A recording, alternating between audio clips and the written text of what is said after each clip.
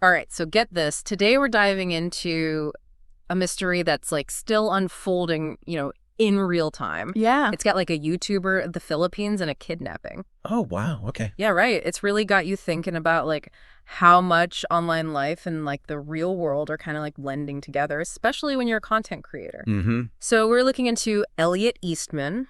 You've probably heard of him, a 26-year-old American YouTuber who was recently kidnapped in the Philippines. Yeah, I think I saw that. Okay, yeah, and here's where it gets like really interesting. We're going to be using Elliot's own YouTube videos, like the ones he posted before the kidnapping, to see if we can like figure out what happened. Ooh, so it's like we're looking for clues that he, like, didn't even know he was leaving. That's the idea. So like, was Elliot reckless? Or was he just like a victim of circumstance? Yeah. To get started, let's take a listen to this clip. It was posted less than 2 weeks before his kidnapping, and in it, you'll hear Elliot talking about like hiding from dangerous people. Okay. Look. Wow. So he, like, knew he was living in a risky place, but kept making videos anyway. Right. That's what's got me hooked on this whole thing. Like, was he just playing it for the camera? Or did he really not get how much danger he was in? That's a good question. Okay, so this next clip is even more disturbing about how much Elliot knew. Here he is just like walking towards the water, and he casually mentions some people with guns.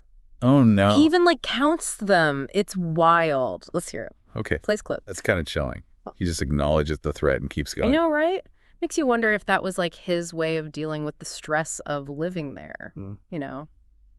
Like maybe just try to act like it's no big deal. Could be. I mean, he's a young guy in a totally different country. Maybe he's trying to, like, fit in and prove he can handle it. Yeah, maybe. All right, now things get even crazier when we look at Elliot's money stuff. Oh, really? How so? He's like really open about lending money in the Philippines at crazy high interest rates. He even calls it debt slavery, which is like, Oh, wow. I know. Let's hear this clip. Okay. Nice clip. Whoa. Okay. So this is where understanding the Philippines is really important. Yeah. It's a developing country with, like, a lot of poverty. And what Elliot's talking about, this 56 lending thing, it basically takes advantage of people who are already struggling. So Elliot knew it was messed up. It sounds like it. He's even bragging about the money he's making off of it. That's not good. That's like loan sharks, but way worse. Mm-hmm. It traps people in debt they can never get out of. Exactly. And doing that anywhere is risky, but especially in a place like the Philippines where it can have some serious consequences. Yeah, so by talking about it openly and like showing off his profits, he kind of put a target on his back.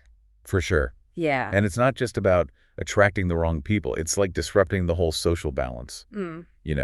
Openly profiting off other people's bad luck, that can cause a lot of resentment. Yeah, I can see that. And it doesn't stop there. In another clip, he's talking about spending a ton of money on his internet setup and a waiting shed, and all this is happening while he's surrounded by poverty. Oh, wow. Okay, so now we're getting into the cultural side of things. Exactly. In a lot of cultures, like showing off your wealth when others are struggling is like super disrespectful. Especially in the Philippines where communities are really close-knit. So it's not just about being robbed, it's about like messing with the whole social fabric. Exactly. Yeah. And remember, we're trying to understand Elliot's mindset. This constant display of wealth, along with his money lending stuff, suggests he was kind of out of touch with the reality around him. Yeah, like he was living in a bubble. Right. And that brings us to the influence of his online persona. Yeah. Elliot was building a brand on YouTube, projecting a certain image to his followers. And that image probably involved a lot of money and adventure, which can be a dangerous combination. Yeah, especially for a young guy who might be a little naive. It's like he got caught up in the online world and forgot that real life has real consequences. Exactly. And what's interesting is that the video we're using for this deep dive actually brings up a really good comparison. The creator talks about how they made a ton of mistakes early on YouTube, particularly when it came to understanding the culture of the places they were visiting. Ooh, what kind of mistakes? Well, they talk about this one time when they complained about, like, a water bill on their channel, and they didn't realize how that would look to the local community. Oh, yikes. Yeah, they were new to the whole YouTube thing and hadn't quite grasped that their words could actually affect people's lives. That's a good point. I mean, when you have a big audience watching every move you make, the stakes are a lot higher. Exactly. And I think that's a key takeaway from all of this. There's a learning curve to living and creating content abroad. It takes time to develop that cultural awareness and to understand that your actions have consequences both online and off. So you're saying Elliot might not have had enough time to go through that process. He was only 26 after all. That's true. And the video creator actually mentions Elliot's age. saying he was probably drawn to the Philippines with this romanticized view of travel and adventure without fully understanding the potential dangers. Almost like he was stepping onto a movie set without reading the script. Makes sense. I mean, I've traveled a bit myself, and I've definitely made some cringy cultural blunders. It's all part of the learning experience, I guess.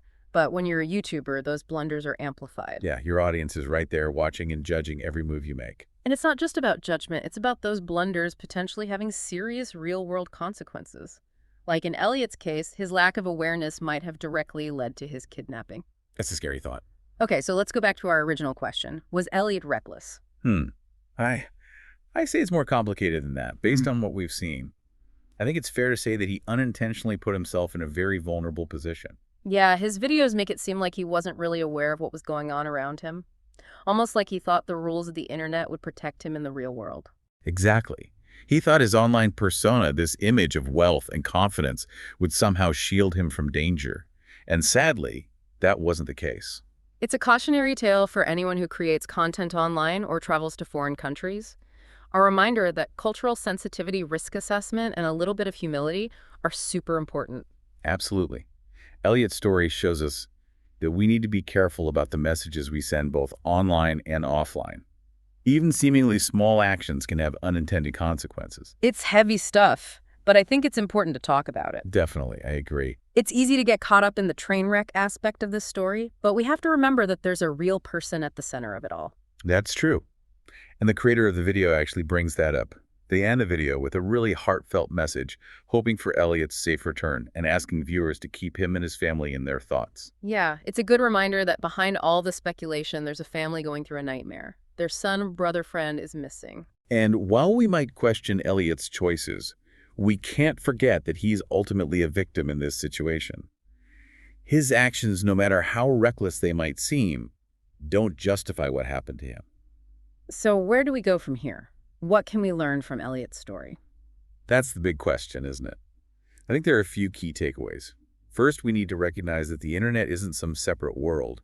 It's a powerful tool that can magnify our actions and words. So what we do and say online has real-world consequences. And as our lives become more and more connected to the digital world, we need to be really aware of that. We also need to be more critical of the online content we consume. It's easy to get swept up in the entertainment, especially with travel and lifestyle videos. Yeah. But we need to remember that there's often more to the story than what we're being shown. Right. It's about looking beyond the surface, understanding a context, and realizing that everyone has a different perspective. And finally, I think Elliot's story reminds us to be empathetic. It's easy to judge from afar, but we need to try to see the world through his eyes, to understand what might have led him to make certain decisions, and remember that we all make mistakes. This deep dive has been a lot to process, from trying to find clues in Elliot's videos to grappling with these bigger questions about responsibility and the impact of our actions.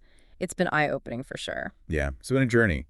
And I think you're leaving this deep dive with some valuable insights. Remember, the world is an amazing and complex place. Stay informed, stay curious, and above all, stay safe. Well said. Thanks for joining us on this deep dive. We'll be back next time with another fascinating story to unravel. Until then, keep exploring, keep learning, and keep those critical thinking skills sharp. Yeah, it's easy to forget that online stuff is kind of like a highlight reel, especially YouTubers, those travel and lifestyle channels. They're like selling a dream. You know what I mean? For sure. All about looking carefree and adventurous and rich. Right. And that can be dangerous, right? Especially for someone young like Elliot. Totally. You might have got swept up in that online persona and forgot that actions have real-life consequences. Yeah, and speaking of consequences, the video we're analyzing for you brings up a really good point.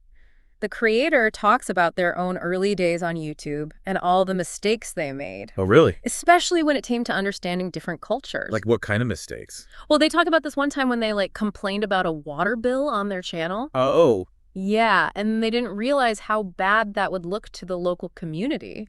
Oh, They were new to YouTube and hadn't figured out yet that their words could actually impact people's lives. Right. Yeah, that makes sense. It makes you think, huh? Like when you have a bunch of people watching your every move, you got to be extra careful. Absolutely. There's definitely a learning curve to living and making content in a different country. Yeah, for sure. It takes time to learn those unspoken rules and understand that what you do has consequences, both online and offline. So are you saying Elliot maybe didn't have enough time to learn all that? He's pretty young. Yeah, only 26. And the video creator actually points that out. They say Elliot was probably drawn to the Philippines with this like romanticized idea of travel and adventure, Right. but without really getting the potential dangers. Hmm. Almost like he wandered onto a movie set without reading the script. Uh-huh. Yeah, I get that. I've traveled a bit myself, and I've definitely made some cringy cultural mistakes. Oh yeah, we all have. But when you're a YouTuber, it's like those mistakes are broadcast to the world. Yeah, your audience is right there judging every move you make. And it's not just about judgment. It's about those mistakes having real-world consequences. Like, in Elliot's case, his lack of awareness might have been a factor in his kidnapping. Yeah, that's scary to think about. Okay, so let's go back to our original question. Was Elliot reckless? I don't know if I'd say reckless exactly. I think it's more like he unknowingly put himself in a dangerous situation. Yeah, his videos kind of make it seem like he was detached from reality. Almost like he thought the rules of the internet would protect him in real life. Right, he thought his online persona, this image of wealth and confidence, would shield him from harm. But that's not how the world works. Unfortunately not. It's a good reminder for anyone who creates content online or travels to new places. Cultural sensitivity, risk assessment, and a bit of humility can go a long way. Absolutely. Elliot's story is a reminder that we need to be mindful of the messages we send both online and offline. Even little things can have big consequences. This is heavy stuff, you know? Yeah. It's easy to get caught up in the drama of it all. But we gotta remember there's a real person at the heart of this whole thing. Absolutely. And the video creator actually addresses that. They end with this really sincere message, hoping for Elliot to come home safe Yeah. and urging viewers to think about him and his family. It's true. Behind all the speculation and analysis, there's a family going through something truly awful. Their son, their brother, their friend is missing.